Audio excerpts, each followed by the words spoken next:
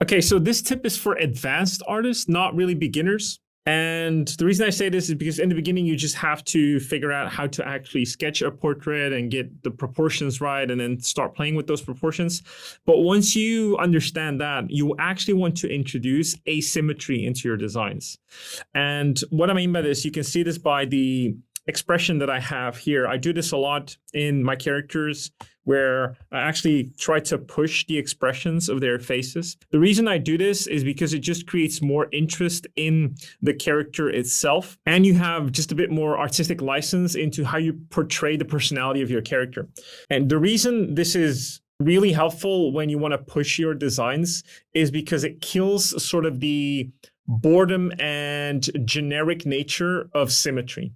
Symmetry is very boring in nature. Like symmetry is man-made. So when you create a design and when you start learning, you almost always start with symmetry. You find the eyes, you find the placement of the nose, you add the mouth, and then eventually you get a bit more creative with what kind of features you're going to add, and blah, blah, blah. And sometimes you give it a cool haircut and you think you're done.